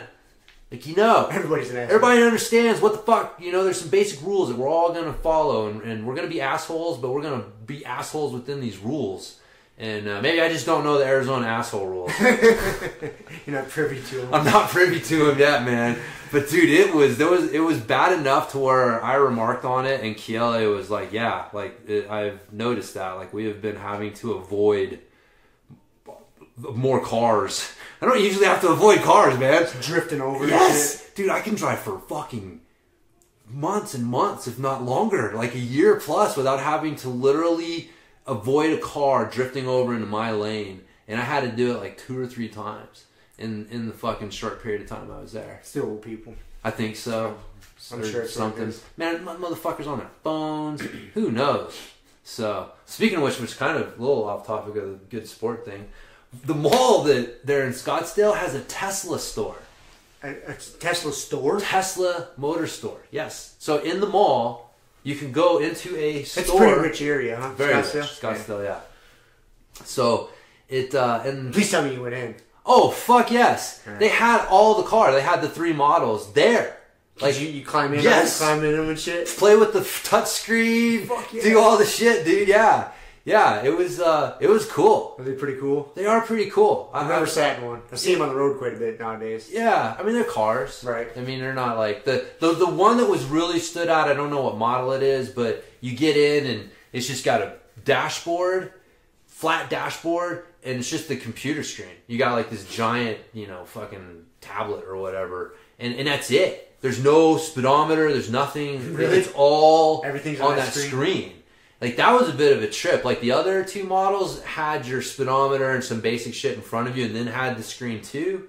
And this one was like, scrapped everything. It was just the screen. Really? And so I'd like to go that route. If I'm going to go the Tesla route, it'd be kind of cool to go all in. You know, I think I'd get a little tired of looking over to see what my speed is. I kind of like just like having my speed right in front of you? In front of me. Like, unless there's some heads-up display that I wasn't aware of. I don't know. But yeah, it just seems like I would just get a little like tired of having to like. Well, who cares what the speed is? The fucking thing's driving itself. I guess you just have to be all in on the auto driving. Just let it drive itself. Yeah. Like, if that's what you're doing, you're like, I don't care what fucking speed is. You can change the program to like aggressive driver mode or something, so where it drives a little bit faster. I don't know if you can do something like that. You would hope so. I'm sure. I mean, I think I remember that interview with old Elon Musk. He was talking about you can program how aggressive you want it to be, so you can get like fucking super asshole mode. So road rage mode. Right, man. I'm all in for the self-driving cars. Oh, That's one thing that I my initial thoughts were fuck that shit. Nope. And now I'm all in. I can't wait. I'm gonna feel so much safer. Humans are just. I don't know. I go back and forth whether we'll see it in our lifetime to where it's a normal thing everywhere you go, self-driving cars. There's such a big structure, infrastructure thing that would have to take place for that to happen. Yeah. I mean, by the time we're like 9 years old in the old folks' home, we might look out the window, drooling on ourselves, see it. Maybe. I don't know. Yeah. There's a lot of infrastructure that's got to take place for that shit to happen. Especially if we're out here in the goddamn mountains. Who knows? Big cities, yeah, more likely. Yeah. Anyways, we got completely off topic. We did. We're good at that. Which is, yeah, I know. Got me thinking about some other shit with the self-driving trucks. So I listened to that fucking interview with the dude about the universal income. Yeah, Andrew Yang. Yeah. Yep. I had a few thoughts on that one too. I didn't think. Cause you and I don't exactly agree on the universal basic income concept either. I'm not sure. Yeah. I think that, I guess like my couple thoughts was, one, I liked how he pointed out that retraining by the government is, has an abysmal success rate. So why not entrust the government with universal income? It's like, wait a minute. You can't point to the government just fucking shit up left and right as an excuse for trying to let the government do something else. It's like, don't you think the government's going to fuck that up too, man? Like, that's the thing. Like, if everything you said works out, but I find it funny when you're pointing to government incompetence as a reason to create another government program. Well, I think I remember him saying something to the effect that the government is not good at many things. Like, most of the things they get their hands in, they fuck up. Yeah. But one thing they're adequate at, so to speak, depending on what metrics you're using to measure it, is doling out money, taking money and doling out money, as far as like, Social Security or, we're about to welfare, that shit. welfare systems. You know what I mean? They can kind of do that. Yeah. They shouldn't be in charge of like training people. So like. I think if I remember him saying right that, the government sucks at a lot of shit, but they kind of got a grasp on this. Let's just let them do what they're semi-okay at and leave the other stuff to, private entities or people or whatever. Yeah. So it seems like that I remember that was his thought process, right? I think. I can't remember. I think so. It was I don't remember him making that I think that was there, but I could be wrong. I could have just been the argument I came up with. I don't. I mean, we're about to go bankrupt with Social Security. I mean, just anytime you put money, take money. The problem is that the money has to pass through the government's hands. Yep. And that's where shit gets fucked up because it goes from the people. The government holds that money, and it's like, God damn, look at all this money. We're gonna take some of this. Yes. Before we just pass this out. Yes. But they put it in like, we're gonna invest this, and there's gonna be a return. Or something, they dress it up in some way. It's like there's no way that money's passing through their fingers without them figuring out some way to get some, and then we start working off of a deficit, and then so that's the part of me is I don't trust the government, I don't trust anyone, which is why I'm getting rid of fucking Google Chrome and Facebook. But yeah, and I have to say personally, I'm not 100% sold that these self-driving trucks are a done deal. Like, we're all acting like these things are fucking, they're coming. Like, it is 100% certain that we are having self-driving trucks and they're going to displace all of these truckers in the next 5 to 10 years. Dude, anyone who's ever tried to do anything knows that each percentage that you try to get to 100% gets exponentially harder. It's like, dude, the first 80% of something is almost easy, you know? And then 80 to 90 is like hard. Dude, 90 to 100, every fucking percentage point is a grind. I mean, dude, Well, when you said that they have to have people, you know, like right now, one of their workarounds is to get pilots, like basically drone drivers. Drone pilot, yep. So one, I'm thinking like, well, wait a minute, doesn't somebody have to be a drone driver? Yep. Wouldn't that be a trucker? So like, you know, there's another job. What it really came down to is like, you have a group of people who have a lifestyle, they don't want to give up that lifestyle. They're not willing to give up that lifestyle. And so that's kind of at the core. It's not that there might not be opportunities for them in this new economy and this new thing, but you know what? If you've been a trucker, driving a truck, not having to deal with a boss, and now all of a sudden you're sitting you're being a drone driver, but you're, you know, have to go into a building and sit in a fucking cubicle and you got a boss. You don't want to do that. Man, I understand. But I don't think that I owe you universal basic income because you don't want to make that fucking switch. Like, to me, that's like, man, I understand. Like, I don't know what you want me to tell you. But I believe that there's going to be opportunities, but two, man, I don't think that this self-driving truck thing is a done deal. I don't think it's a done deal. I mean, I drive a truck for a living, and I don't. There's just no way they could do what you do, man. Not, especially like the job I do, drive around delivering shit. Like, there's no way. The technology is way too far away. I mean, you know, for delivery type shit, it's way too far away. I think of the shit I do on a regular basis. It's just not going to happen. Oh, the ones that are going to get replaced sooner, but it's still a long ways away, are like the over-the-road guys that just go from like one hub to another. Yeah. That'll be the first one that gets replaced. But there's still a lot of shit that goes on with that. Dude, it's a long ways away before fucking self-driving trucks replace that. Yeah. I see on the ground firsthand I have coworkers that come to our terminal, pick up a couple trailers, drive them to the terminal in Denver, drop them off, pick up 2 more trailers, and drive back. Those will be the first type of jobs, trucking jobs, that get replaced. Because they are driving from the location A to location B and then back to A. Every day, that's their fucking job. But I see all that goes into that. Dude, it is a long fucking time before a self-driving truck takes that over. The technology's just not there. I mean, eventually, yes. See, but why do you say that? It's not going to... Like, why is there this assumption that eventually, yes? I don't know. If technology keeps progressing at the rate it's progressing now... Which it can't. Yeah. Why do you say it can't? Because, it gets exponentially harder. Like, each, you know what I mean? Like, it's eventually going to reach a point. It's not sustainable. Like, nothing, you know, continues forever. Like, advances at the same rate forever. It's just... True. It's just not... True, but there's nothing telling me that the advancements are gonna... Like, what are the advancements? Like, what are these huge advancements? Well, I'm just thinking, like your cell phone. Right. Like 10 years ago. Where's the huge advancement between this and the original iPhone? True. I mean, the original iPhone was fucking world-changing.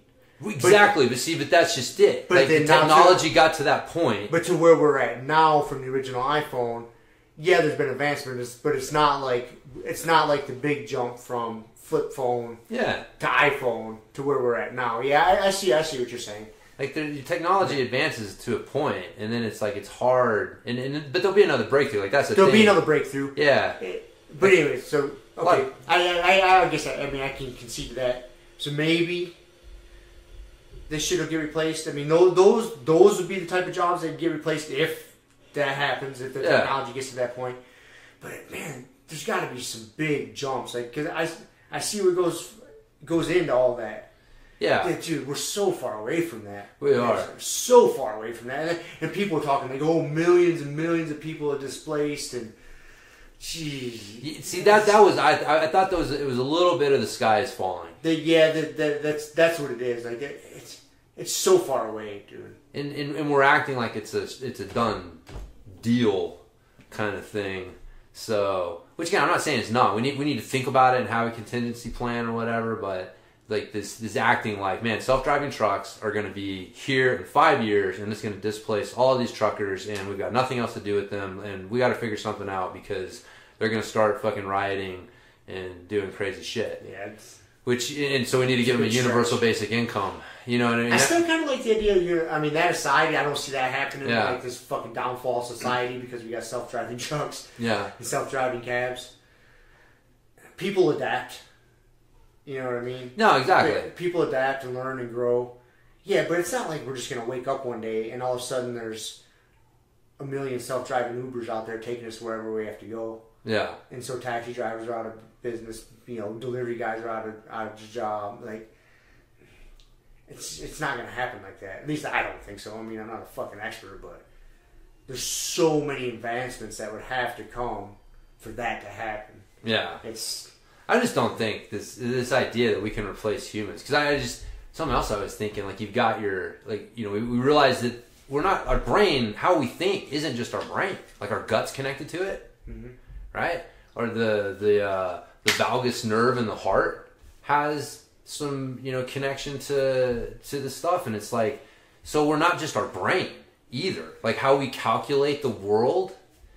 Because that's the whole thing. Like, we can create artificial intelligence. We're going to replace humans because we just calculate. We're just this mind that calculates and is able. If we can get a computer that can calculate like our minds do, well, we're basically going to replicate our mind. It's like, man, that motherfucker. There's more to how we create consciousness and how we process the world than just our mind.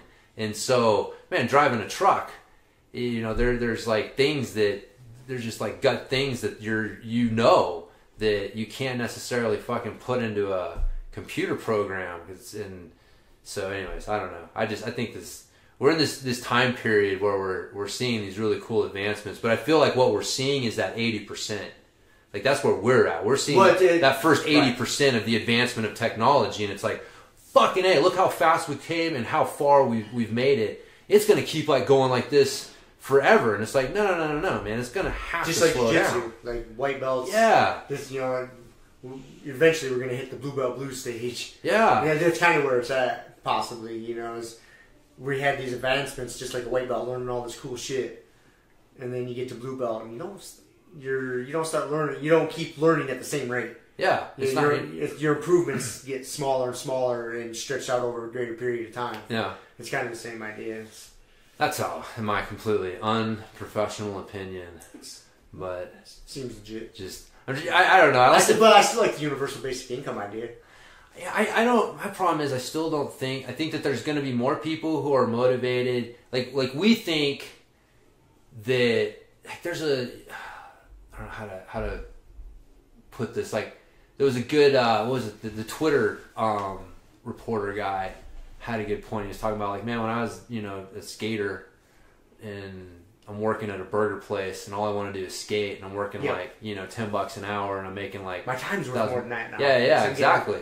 It's like, and that's what I feel like. There's going to be a lot of people, like, what we assume is there's going to be people who are motivated to add to that $1,000, not see how far they can get by on that $1,000.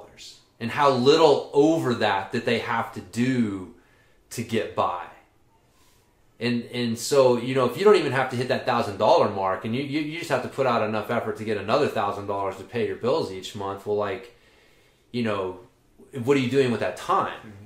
Mm-hmm. And most people don't necessarily engage, you know, if you don't have meaningful work, then that's one of the signs of people starting to get into drugs and depression and things like that. Like, It's funny. It's like it's almost like one of the arguments for, like for the truckers. Like you need that meaningful work for them, and so that's what I'm afraid of. It's like we're looking at these older people who have larger bills, and so they're going to be motivated to do this. But you have to start. Like if you start out of the gate, and like as soon as you turn 18, you start getting $1,000 a month.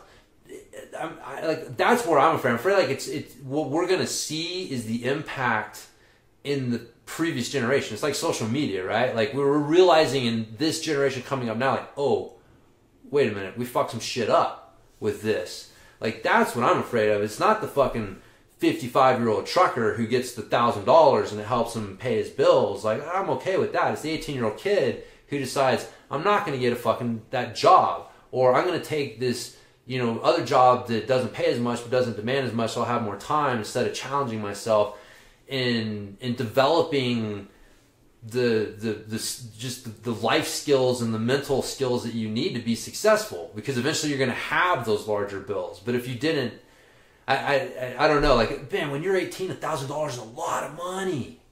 It's a lot of money. Yeah, I don't know. I mean, I can see that happening too, but yeah, you can sit there and speculate on it for fucking days in different scenarios. There's just so many different types of people in society, and like you say, some people are just going to be like, oh, fuck it, man. Why would I go flip burgers, for $10 an hour? I'm already getting $1,000 a month. I don't even really need it. I'm living at home, whatever. I don't know. There's too many variables to... And I think the only way we would ever know is you just have to fucking do it and see what happens. Yeah. Well, I like how, like, one of his examples is how, Alaska has a dividend that they pay out. Man, where's all the art and creativity and happiness in Alaska? Yeah, see, I think that... I know, there's other factors. That argument is, people say, oh, people use it to pursue what they're really interested in and shit like that. And yes, some people will use it for that. I think the large majority of people won't. It's not like we have this huge oppressed society of starving artists that are going to get this $1,000 a month, and they're all going to start making glass, sculptures or whatever the fuck it is. His other point too about, like, how many comedians, he asked Joe, how many comedians do you know that aren't good? Funny, right? It's like, dude, that $1,000 a month is going to subsidize their comedy career. That's really going to go nowhere. Like, maybe they're a better carpenter than they are a fucking comedian, but they don't do like somehow this $1,000 doesn't force them to make that decision when that was really going to be the best decision for them.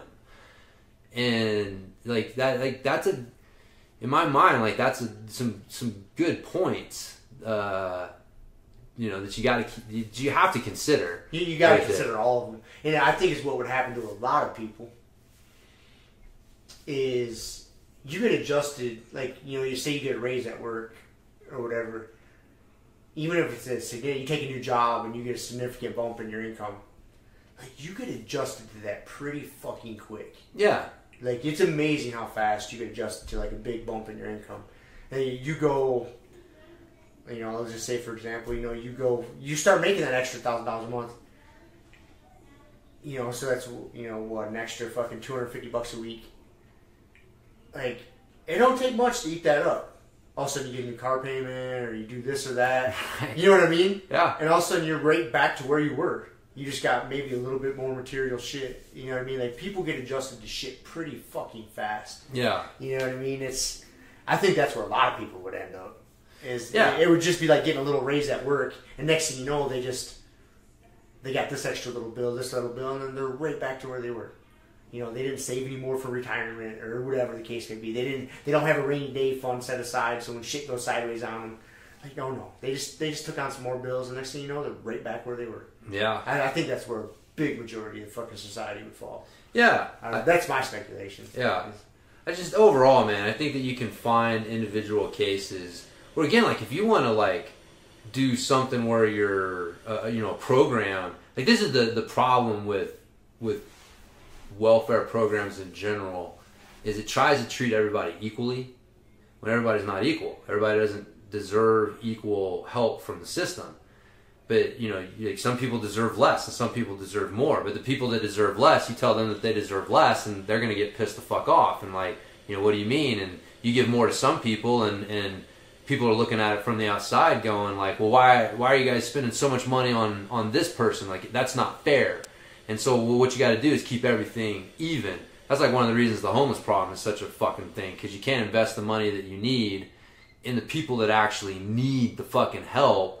And you're giving too much help to people that don't fucking need it, encouraging them to not necessarily, kind of like giving them $1,000 a month kind of thing. I'll give you $1,000 a month in free food and handouts and stuff. Well, fuck, I don't even need to work. You know, I could if you took that away and you took that $1,000 and you went over to fucking Crazy Larry over there who's actually mentally ill and get him like legitimate housing and help and things that he needs. But, you know, that's the fucking problem is we try to be fair and equitable. So like, dude, if these truckers are losing their jobs and we wanted to put together some sort of system to help subsidize their income until they're able to get back on their feet, like I'd be more behind that than I would be everybody gets $1,000 a month. That's not fair. Like, you know, we think that it's fair, but it's not. You know, like some people don't need that help. Some people need more help. So give the help to the people that need it, and the people that don't need it don't need it, so don't give it to them. But that's not how, we can't do that. Everything has to be fucking fair and equitable, and that's how these things get completely sideways on us. So, anyways. But if we just go back to like we've talked about before, if everybody just worried about them fucking yes, selves, if you just made yourself better, society as a whole would be better. Yes, everybody worried about themselves. Everybody would get better. Yep, just worry about yourself. That's right. So, and be a good sport. Be a good sport. Yeah, we got way off the topic. Yeah, that's fucking hilarious. I know, man. So, anyways, I don't know. You want to talk about being a good sport? Yeah, man, we can talk about being a good sport. I'm gonna have to tell my wife like whatever she's doing out there is fucking up the podcast. Is a little noisy. So I'm gonna wait till the next time she turns that off, because if I open that door, it's gonna blast everybody's ears. Right. It just gives us a little addition to real life here. We'll see here. Hey, babe. Yeah. That's amazingly noisy. Oh, is it? Oh, yeah. Yep. Okay. You'll hear it when you're listening to the podcast. Okay. So if you could just wait. Yeah. So, thank you. So, there you go. She's probably making something pretty good, though. No, she's making she's making like strawberry cake or something for Shiloh's birthday. So, Shiloh's birthday was yesterday. I got a 14-year-old, man. 14. Holy moly. I know. That's a crazy thought to think that you are the father of a 14-year-old. Can't imagine. No. Cannot imagine. So, anyways. So, alright, so being a good sport. So, I guess like... So, we started down the road to quit shit talking. Don't go flying off the mat. Punch people in the mouth. The basics. The basics. The big rocks. Yeah. Just get those out of the way. So, get those in order.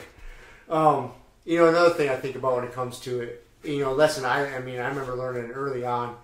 You know, I've talked about before, I got put in karate at a really young age. I was like 5. And I was competing early on. And I remember those lessons, like losing and like crying. And like that was unacceptable in my household or with my coach. Like, I understand kids get upset and they cry. That, dude, the way I was brought up, that shit got squashed pretty fucking fast. You don't fucking cry when you lose. Yeah. Like, it's not being, you lost because that kid was better. Guess what? That kid probably, instead of dragging his feet to go to practice, he wanted to get to practice early and train harder. Like, it wasn't his fault you lost. It was your fault you lost. Are you going to cry because of that? You know what I mean? And so I think as far as, I shouldn't rant so much about that. No, man, it's funny you say that because her team mom, Angela, told me that Rue he lost one of his matches and he didn't take it very well. So she told him, that's it. You're competing until you learn to be a good loser. Like, you gotta learn how to deal with disappointment like that. So, but it's just it's funny that you go on a rant on that, because she literally just told me that like yesterday. She's like, yeah, I gotta break that kid of that. Yeah, it's like, you do, and that is the parent. That's more of a parent's role than a coach's role, because you can only be so hard as a coach. Yeah, I mean, you can advise, You know, but it's not like you can take the kid over and Especially nowadays. Nowadays, especially. Yeah, man, and those lessons are really important, man, because life is gonna fuck you up as you get to be an adult. And if you don't learn how to be a good sport about it and learn those lessons from it, that's what losing's all about. It's good to lose sometimes because you get to learn from it. You learn way more from losing than you do from winning. Yeah. We've talked about that a million fucking times. And yeah, man, that's why I think sports are so important for kids, is because it teaches them those lessons. It teaches them to deal with disappointment and to analyze, like, okay, why did I lose? That kid was just better. Okay, why was that kid better? Don't make up excuses. Oh, he just was born better. You know, those bullshit excuses. No, that fucker was running wind sprints when you were out there playing grab ass with your friends. You know what I mean? Yeah. Be real about it. Like, those are the reasons you lost. That kid was training harder than you. He's better than you. Fix it. I remember those lessons being drilled into me as a kid. Like, losing sucks. Remember that feeling. Yeah. So you can correct it. Because pain's a motivator. Pain is a great motivator. You know, it's a huge motivator. And yeah, remember those feelings. It's okay to be upset. And even if you want to fucking cry about it, like, you don't do it then and there. Like, shake your opponent's hand, shake the coach's hand, shake the ref's hand, get the fuck off the mat, and then go pulp. Get it out of your system, and then come back and ready for the next match. That's right. I get pissed. Whenever I lose, I get angry. But I just go pace a little bit, curse to myself, boom, get it out of your system, you're done, ready for the next match. And I mean, yeah, it's just something you got to learn. And as a parent, you got to help teach your kids that. And I see that a lot nowadays. You go to these tournaments and a lot of kids crying when they lose. And the parents just like coddling them. And I'm like, no, I'm not a parenting expert. I don't have parents. I don't have kids. I understand. I totally understand. So I'll watch what I say. But yeah, man, like, those are important lessons to learn. Yeah. I think it's important to make sure that if you're consoling your kid, you're consoling them for the right reasons. Right. Or you know, making sure that they're upset for the right reasons, and if they're not, trying to check it. It's like, you know, if they're just overwhelmed or a little freaked out or whatever, and it's like they just need some, you know, reassurance or whatever. But if they're just like pissed off, you know, oh, I lost and this sucks and I don't want to do this again, and it's like, no, that's not it, man. But you're being mad at your opponent, you know, because you lost. Or being mad at the ref because you lost, like, shit's not cool. I think the only person you should ever be mad at is yourself. Yeah, that's good. That's healthy. Okay, be mad at yourself. Fix it. You know, train harder. Yeah, simple as that. Remember that feeling? If you don't want to feel that again, you don't want to feel that. There's an answer. Work harder. Yeah, I agree. I totally agree. Yeah, I think it flips the other way too, man. If you're winning, like it's. Oh, I do. Yeah. Seeing somebody a shitty loser is really frustrating. But seeing someone that's a shitty winner, that's way worse. Yeah. Gloating. Almost kind of gets into the shit talking category. Into shit talking. Gloating's a borderline shit talking. It's okay to raise your hand and be excited, be happy that you won. But that's it. Yeah. That's just fucking stop right there. You don't need to be jumping around like you won the world championships, and you know what I mean? Like, be excited about it, but don't fucking gloat. Yeah. Like, I think a lot of it just comes down to like respecting your opponent. Yeah. And understanding that like it's not about you. You know, both the win and the loss, like no matter what it was, it's not just about you. Like there's another person here. There's an opponent, and you gotta, you know, respect them as well. It's like being you know, whether you won or lost. So, but it's hard because in the moment it's you. You're amped up. And it's like your emotions and your viewpoint of the world are so, because you don't think, like, if you act all fucking sad and you're upset and you're slamming the mat and you're pissed off if you lost, like, you know, that's affecting the guy who just won. Yep. You know what I mean? That's kind of like having a negative energy around a good performance that he just had, and like that's not cool. Like, he just had a good performance, man. Like, fucking, like you said, like, you know, shake his hand. If you want to do that shit, don't do it around him. Nope. Like, that's just it's fucked up. And same thing the other way. Like, I just remember my buddy at the Nogi Worlds flexing and shit, and it's like, yeah, like I you know, didn't get upset, but that was bad sportsmanship. Really bad sportsmanship. Really bad. I mean, that's why he almost got fucking disqualified. Like, I think they wanted to fucking disqualify him. It was just this gold medal match or whatever. Like, the refs were fucking pissed at him for doing that stuff. But it's, yeah, I mean, but it is. It's like, because I laugh at it because I realize, like, oh, this dude's keyed up. Like, he's taking this way more seriously than I am. And shit. I didn't let it get to me, but there's people that it would. Yeah. There's people that it would definitely, like, you know, make them pissed off or, like, feel that it's disrespecting them, and obviously they need to deal with that, but, you know, you're not respecting your opponent. And so, just fucking whoop their ass or take your ass whooping, shake their hand. And move on. Time for the next one. Yeah. It is, man. I think that jiu-jitsu, it's a respect sport, and that's the tough thing that makes it. You have to have so much respect for your opponent, and they like that they're gonna protect you, and you know they're not gonna fucking. We have these rules and shit. Like, we're literally putting our lives in each other's hands, and so you know we've talked about this before. It's a really interesting sport that way, that it is like so intimate. You have to have another person. It's not like soccer, like, you know, like, yeah, we're playing together, but you're over there and I'm over here. Like, no, dude. We're like fucking sweating on each other. This is a totally different experience. And yeah, it's just such a, you have to respect your fucking opponent. And that's why I think, like, the shit talking just doesn't sit well in jiu-jitsu, because it just doesn't fit the culture. It doesn't fit the culture. So yeah, respecting and trusting your training partners or your opponent. You know, really, when you think about it, your opponent is just another training partner for you. He whoops your ass. He just taught you what you need to work on. Yep.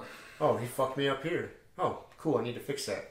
He just taught you a lesson. Dude, the way I look at it is, it's the universe put this person in front of me for a reason. So, like, what do I have? Like, what's the reason? What's the reason? Oh, right? His reason was to show me my X guard sucked. Right. Or I got that reason. Fucking, you know, like, it already showed me that I got to work on my ankle locks despite getting the win. You know what I mean? Exactly, like, there's things you learn from both. So, but yeah, it gives you a respect for your opponent if you realize, like, you know, this is a special person, because the universe chose this person. Everything in his life led him to this moment. Everything in your life led you to this moment. It's a really fucking weird thought. If you really want to, like, smoke some weed and sit down and think about it, it can, it'll trip you out for a little bit. It's like, wow, man, the universe brought us together, like, you know, and everything's led up to this, and so this guy, you know, is you know, it's not an opponent in a way of, like, I hate this guy. It's like, wow, this is fucking cool. Like, this guy is here to teach me something, and, like, win or lose, like, it's I don't know, just the way I look at it, is fucking here for a reason. I'm gonna learn something from it. So, anyways, that's my existential thoughts on the shit. And then if you're like, you know, hey man, we're all made from the same organic matter, and quantum physics tells us that this space isn't really there, and, like, so really we're all just one, and so you're really just a manifestation of myself and things that I think I need at this moment. I'm too sober to get Isn't that how you, like, manifest your reality, through fucking weirdo quantum physics? That's how some people do it. Yeah, The Secret. It could be how some people do it. Yeah. I just choose to listen to heavy metal and do deadlifts. Several times a day? Several times a day. Because I can't do anything else. Well, there you go. Anyways, yeah, you gotta be a good sport, man. Winning and losing. You know, I think I fall into one of those things to where I'm so short-fused with it. And it's because those lessons, man, I got taught super early on. I mean, I was in karate tournaments when I was fucking 6 years old, getting my ass whooped and winning and losing, and man, I learned those lessons fucking early lessons, and I just kind of assumed everybody went through those trials and tribulations, you know, like, yeah, you lost and you threw a tantrum. Well, you threw a tantrum, and then guess what happened after that? Your dad swatted your fucking ass. Like, I didn't put you in this so you could throw a tantrum because you lost. You know what I mean? Oh, you wanted to skip practice. That's why you fucking lost. You know what I mean? Don't cry about it. Don't be a baby. Fucking suck it up. You got another match coming up. He's like, I remember these lessons burned into my brain, so I just assume they get taught, and they don't, I guess. Yeah. So I get a little calloused. You know, yeah, it's like everything else, man. It doesn't come naturally. Sports. Put your kid in sports. Yeah. If it's not jiu-jitsu, something. And if you put them in a sport league to where they're not keeping score, when they're handing out trophies to everybody, find a different sport for your fucking kid. Yeah. Find a different league to put them in. That's why jiu-jitsu's good. It's hard to fucking... You know who won. Yeah. The person on top or the person not tapping. The person not tapping. Yeah. Generally it's the winner. generally the person who won. It's hard to not keep score. It's hard from the kids when you know that. But, yeah, man. I think that it's important shit. It's tough. It is, man. It's being a good sport in sports will teach you to be a good sport in life. And getting time back. Like, that's the problem. Like, dude, so many people out there are not a good sport. Like, they can't take someone, like, you know, insulting them or how they look at shit. It's like, that's really what it boils down to. Like, you're just not a good sport. Like, you're getting way too fucking worked up over this stuff. Like, what somebody put on Facebook about, you know, Donald Trump or Hillary Clinton or some stupid shit. Like, what is wrong with you? So, and it's because people don't learn it, man. You don't learn how to be a good sport. Well, and yeah, if even dealing with insults, you know, dealing with shitty people, or dealing with just tough times in your life. Like, yeah, being a good sport, we're talking directly related to an athletic event, but man, those lessons really carry out through all the difficulties you're going to run into in life. You know, through relationships ending, or, you know, whatever the case is. Like, those lessons you learn being a good sport and that shit. Dude, life ain't fair. Life is not. If you can't learn to be a good sport when life's like fucking with you, you're gonna have a tough time. You're gonna have a really tough time. Really tough time. If you got brought up and you got used to getting a medal, whether you won or lost, and you always did good, and no matter what, when shit's not always gonna go your way. Nope. And you're gonna fold like a fucking tent in the wind. Yeah. When shit doesn't go your way. Yeah. That was, one of the guys, I listened to so many, it was a 9-hour drive there and back, so I listened to a bunch of interviews. He's talking about like a study they did in the 60s. I forgot what they called the learning, but where they basically made it so that everyone got it. Everyone got 100%. Everyone got the material. It was so simple and so easy that everybody got it. And they thought that it was going to build their confidence. And, you know, when they went back to the regular school system, the first time that they didn't get 100, that they struggled with something, they just folded. And they had to scrap the system. They're like, they can't, this is not an option for education. Like, this is not teaching people in an optimal way. No, learning to overcome adversity and challenges is huge. Yeah. And giving a child an opportunity to do that in a sporting event, to where, you know, the risk reward is only winning or losing a game, but the value and the lesson they learn from that is so huge, and it carries over. Yeah. You know, you don't have to teach them through a shitty life lesson to overcome adversity. You teach them in a sport. Like, hey, look it. And dude, this shit is, like, obviously from the way I'm talking about it, that shit gets etched into your fucking memory of being able to overcome adversity. And that carries over. And yeah, you can't take that for granted, man. You cannot take those lessons for granted that kids are learning to be a good sport. Yeah. No, man. Goes for the same thing for adults. I mean, if you didn't get that chance to do it as a kid, or even if you did and you've forgotten, that's the thing, man. We get out, so many people are so far away from playing sports that you can start to get a little, like, forgetful of some of those lessons. So that's why, like, jiu-jitsu's so great. Every day you go to practice. Every day, man. Yeah. It's like you get to fucking do it. And it's, yeah, even if you're not the type of person who wants to go to competitions, you know, you still train jiu-jitsu and you show up and you live roll. Those lessons are it's the same thing. Yeah. It really is. You gotta learn to be a good sport. You gotta learn to be a good sport because you're gonna get your ass whooped. Yeah. And then when you whoop your partner's ass, you can't gloat. You just fucking slap hands and go. I know. Yeah. That's it. No big deal. It's like a non-event thing. Like, you tap him, cool. Slap the round's not over. Slap hands, start over. Yep. Like, it's sometimes talk a little shit. Talk to you. Like, oh, I fucked you up there. Yeah. Should have left your arm out. Bet you can't do that again, bitch. Exactly. That's my line. But you got lucky. Yeah, but that's totally, man. And people that don't have that in their life, it goes back to that. We were talking earlier about Dr. Phil had talked about heroes and like situations don't make them, they reveal them. And I was like, man, I kind of realized that it extrapolates out to the whole character of a person. Like situations don't make people, they reveal them. And just realizing that there's a lot of people out there, they're not fucking losers. They're just stuck in these patterns of a loser. And all they need is a situation. All they need is an opportunity for them to like show themselves and reveal like, oh, I'm not a fucking loser. This is who I am.